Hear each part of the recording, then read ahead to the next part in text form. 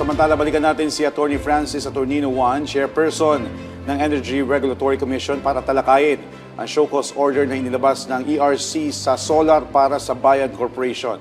Attorney, magandang tanghali po. Magandang tanghali po muli, Sir Joshua at Yusek March. Attorney, simulan natin doon sa dahilan. Ano po yung nagtulak sa ERC para magsagawa ng investigasyon dito sa Solar para sa Bayan Corporation? Una, nung napabalita nga itong naging issue sa pagbebenta ng interest ni Mr. Leandro Leviste sa Solar Philippines, ay naungkat din yung tungkol sa prangkisang ibinigay para sa solar ng bayan or solar para sa bayan. At tininan nga natin yung records ng komisyon at doon nakita natin na marami palang mga natanggap na complaint nung una pa man. At itong mga complaint na ito ay patungkol doon sa pag-operate ng solar para sa bayan sa isang munisipyo sa Mindoro Occidental.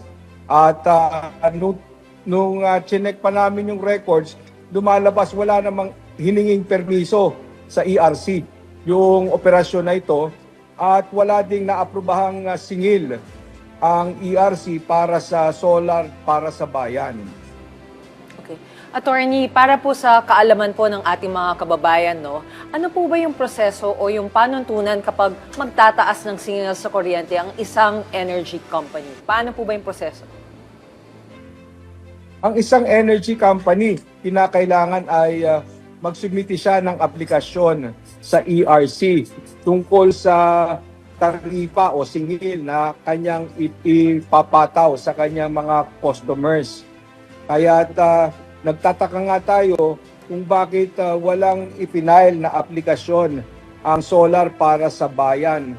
At nabalitaan natin doon sa mga sumbong na nakarating sa komisyon na naningil na ang solar para sa bayan sa mga customer niya nang umaabot pa nga sa 18 pesos kada kilowatt hour. Medyo may kataasan ito kumpara doon sa singil noong kooperatiba na nag-ooperate dun sa lugar na yon sa Paluan. Okay. Attorney, doon po sa nabanggit nyo nagreklamo doon sa operasyon nila sa Mindoro Occidental.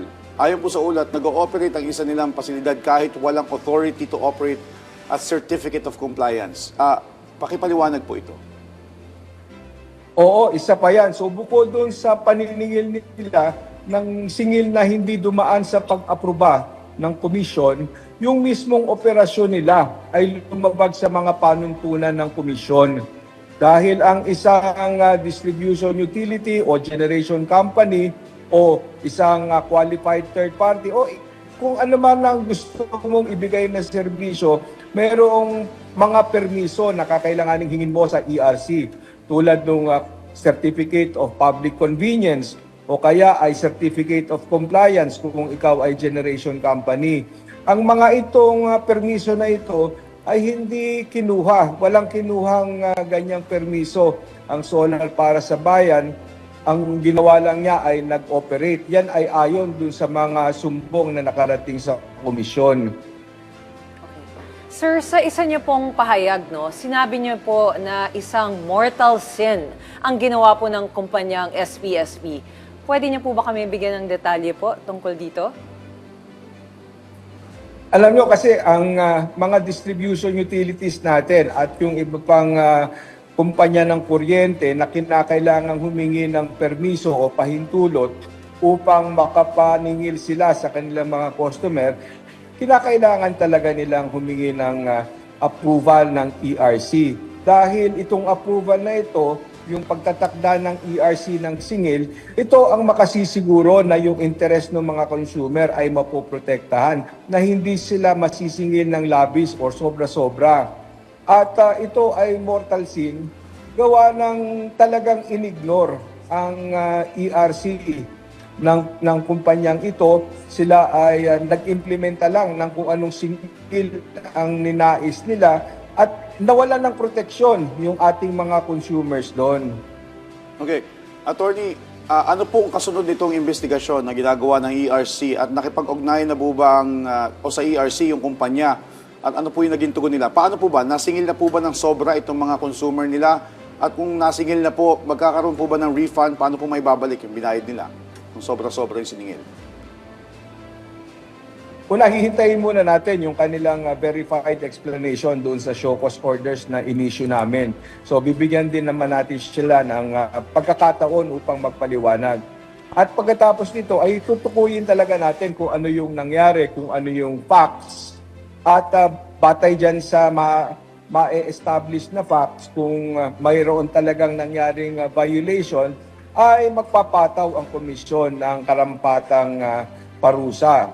Maaaring sila ay maimpusan ng penalty at kahit pa man sinasabi ngayon na hindi na nag-ooperate yung kumpanya na yan, maaari pa naman tingin natin na mahabol pa rin at pagdating sa implementasyon ng penalty dahil maaaring mayroon pa silang natitirang mga ari-arian na kung saan po pwedeng ma-execute doon kung ano man ang penalty ipapataw. Kung yan ay naayon sa ebidensyang lalabas dito sa prosesong ito. Attorney, ano naman po yung magiging impact ng investigasyon ng show cause order ngayong non-operational na po yung kumpanya? Yun nga, maaaring tumuloy pa rin naman yan dahil existing pa naman yung kumpanya. Maaaring sila ay nawalan ng prangkisa na o kung anumang kadahilanan. Pero kung mapapatunayan na nagkaroon ng violation, tutuloy pa rin namin kasi hindi lang naman ito para sa solar, para sa bayan. Gusto rin natin ipakita sa buong industriya, doon sa mga ibang kumpanya ng kuryente, na hindi nila basta-basta pwedeng gawin yon, na i-ignore lang ang komisyon at magpataw lang ng kanilang singil na gusto nilang isingil sa kanilang mga customer na hindi dadaan sa pag-aproba ng ERC. Okay, Attorney, mensahe o paalala nyo na lang po sa ating mga kababayan, partikular dito sa Mindoro Occidental at maging sa mga kababayan natin na maaari makaranas ng ganitong kaparehong kaso. Ano pong paalala natin sa kanila? Ang paalala natin ay nandito ang ERC at kikilos ang ERC kung mayroong mga ganyang paglabag para sa proteksyon ng ating mga consumers. Okay po.